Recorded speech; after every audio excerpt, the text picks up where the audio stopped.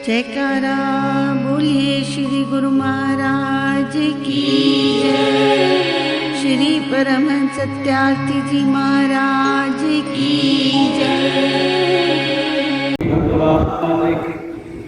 परमहंस सत्यार्थी जी महाराज की जय। सतगुरुदेव के प्यारे बच्चों, अच्छी आत्माओं,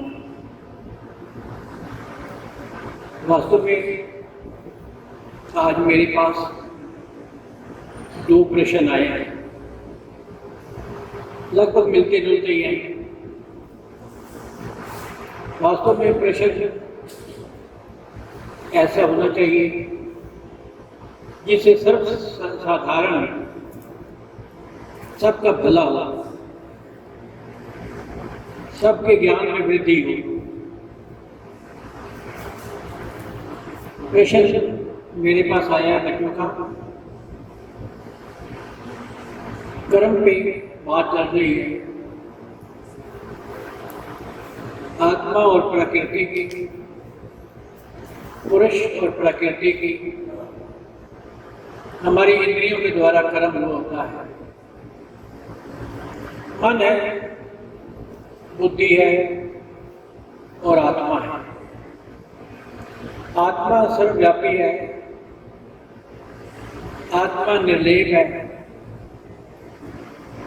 उस पर किसी भी कर्म का प्रभाव नहीं पड़ता। एक शक्ति है और वो शक्ति सर्वत्र कार्य कर रही है। उस शक्ति को हम कहाँ पर प्रयोग करें, ये हमारी बुद्धि, हमारा मन डिसाइड करता है, फैसला करता है कि हम उसको किस प्रकार से प्रयोग करते हैं। एक लाइट जल रही है, मान लो लाइट का काम है प्रकाश देना, प्रकाश होता है। अब उस प्रकाश के नीचे बैठ करके हम चाहे ताश खेल दें, चाहे भगवत गीता का पाठ करें। ये चीज हमारे मन और बुद्धि पर, हमारी संगत पर, बहुत सारी चीजों को लेकर के इकट्ठा हम उसका प्रयोग करते हैं। ये है सर्वसाधारण चीज। प्रश्न आया कि विरक्त आत्माएं जो होती हैं, जो इस संसार में विरक्त है, जिनको हम महापुरुष कहते हैं, क्या उनके भी कर्म प्रभाव डालते हैं? नहीं बेटी, ऐसा नहीं है। वास्तव में मन और बुद्धि जिस समय उस शक्ति के अंडर कंट्रोल में हो जाती है, उस समय वो जो भी कर्म करते हैं, कर्म तो करना है, कर्म के बिना तो शरीर रहेगा नहीं। शरीर है और संसार में रह रहे, कर्म तो करेंगे। कर्म इंद्रियां हैं, ये इंद्रियां कर्म के बिना नहीं रह सकती। बाकी देखना ये है कि स्वभाव के अनुसार हम कर्म किस प्रकार का करते हैं। स्वभाव के अनुसार यदि हमारा स्वभाव सात्विक है तो हमारे जितने भी कर्म होंगे वो सारे के सारे सात्विक होंगे। यदि हमारा स्वभाव, हमारी स्थिति हमें दूसरे प्राणी किस रूप में देखते हैं, मैं देखता हूं एक कपड़ा बेचने वाला जब भी हमारे पास आएगा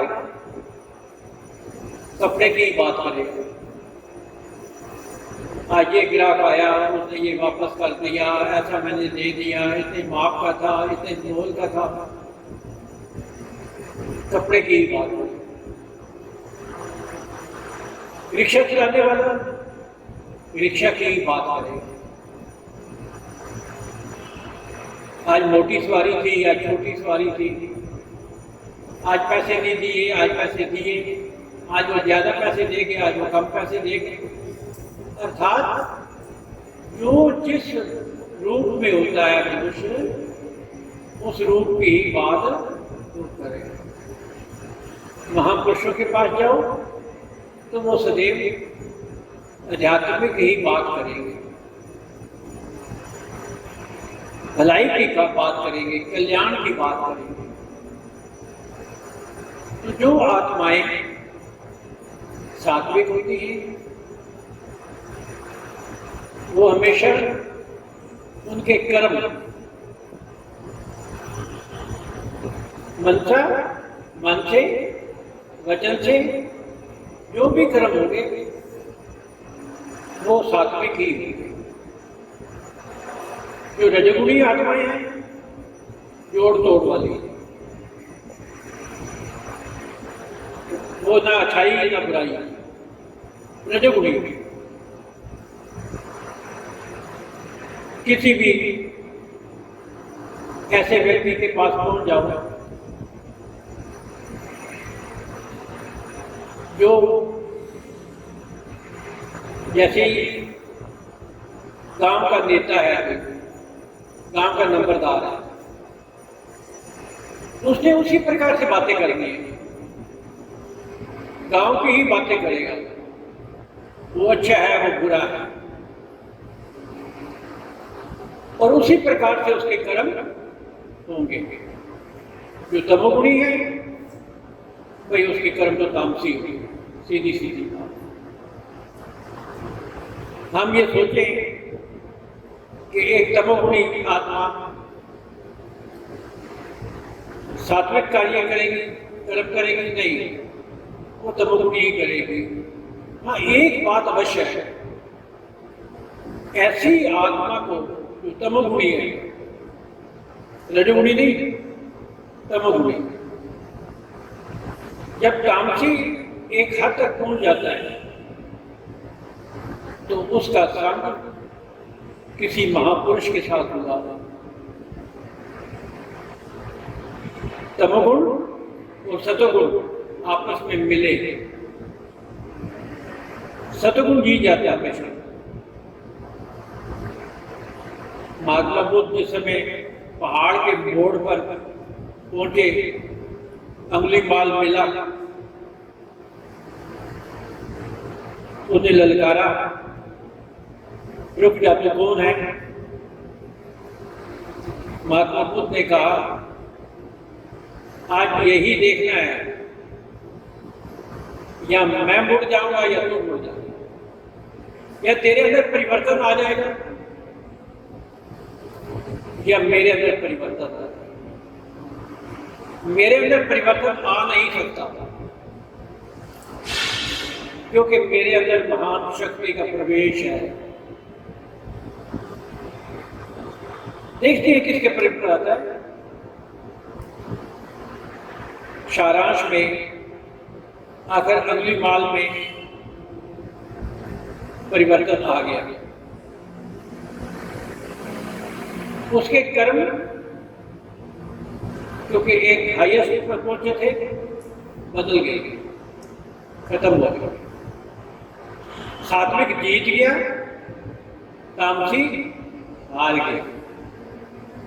ये है कर्मों का प्रभाव। दूसरे प्रकार के कर्म जो विरक्त आत्माएं होती हैं संसार में, दो प्रकार के। इस प्रकार की आत्माएं जो कर्म करती हैं, या तो संसार को छोड़ दो, परंतु ऐसा वैराग, ऐसा त्याग बहुत कठिन है।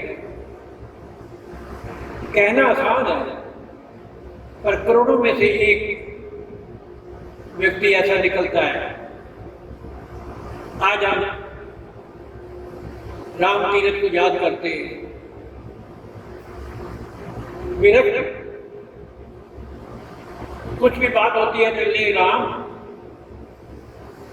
ये तुझे गालियां दे रहा है, ले राम ये तेरी प्रशंसा कर रहा है, ना बुरे में ना भले में एक राम कहते ले सुन, तुझे सुना रहा है, मुझे नहीं सुना रहा, तुझे सुना रहा है। विरक्त, त्याग और वैराग। विराग होने के बाद उन्हें संपूर्ण संसार छोड़ दिया, त्याग कर दिया।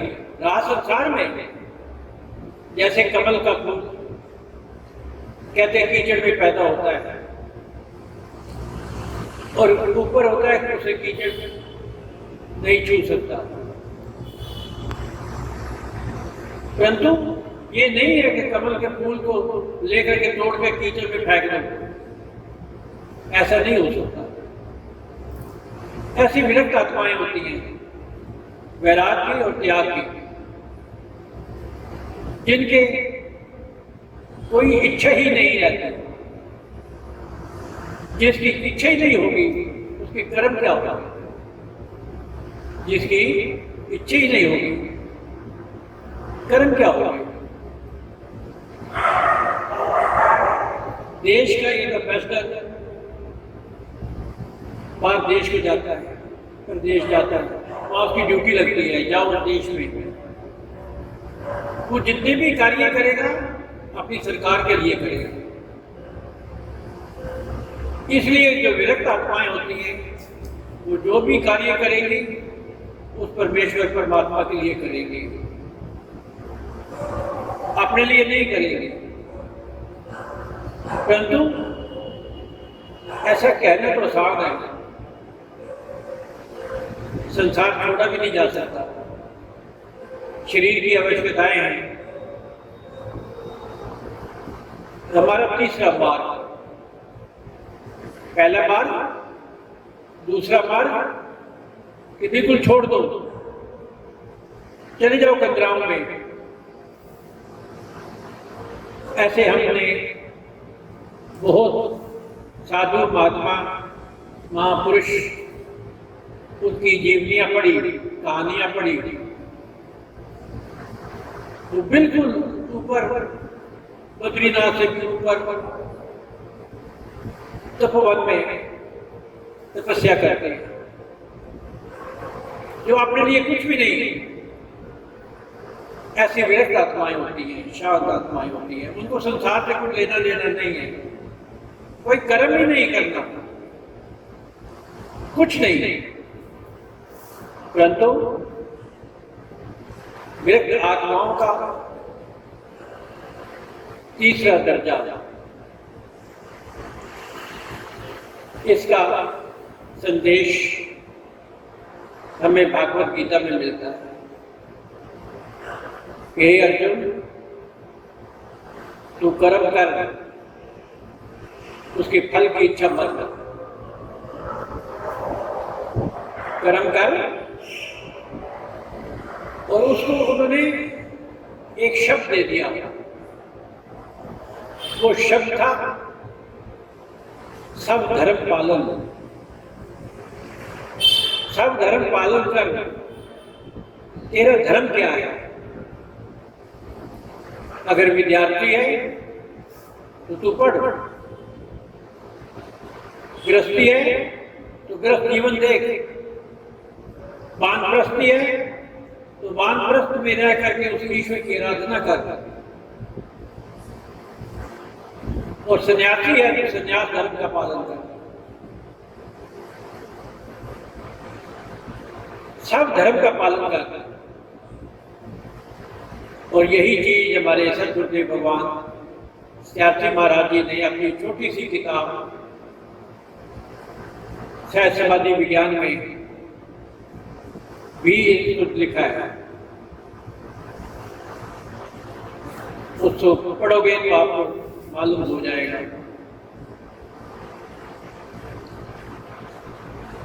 कि जो मनुष्य अपना सब धर्म पालन करता है, अर्थात एक शब्द और भी लिखा है, अपने कर्तव्य पालन करता है।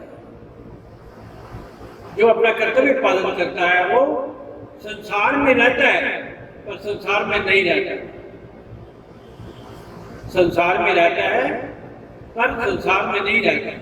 उसके जितने कर्म होते हैं सारे दिव्य रूप में होते हैं। अपने लिए कुछ नहीं करता, सब जन साधारण के लिए करता है। अपने लिए नहीं, जन साधारण के लिए करता है। ये कर्म की गति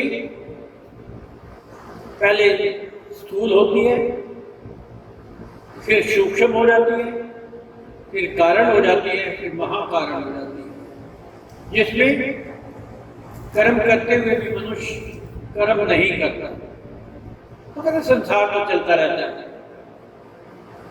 परंतु मैंने अपने धर्म का पालन करना है और अपने कर्तव्य की पूर्ति करनी है। मेरा कर्तव्य क्या है? कर्तव्य की पालना करते हुए मनुष्य जो कर्म करता है वो कर्म की गति में नहीं आता, कर्म के फल में नहीं आता। और इसीलिए भगवान कृष्ण ने कहा है कि तू कर्म कर, करना है तुझे, कर्म इंद्रियां हैं, कर्म शरीर है, कर्म करता है, परंतु उसकी फल की इच्छा मत कर।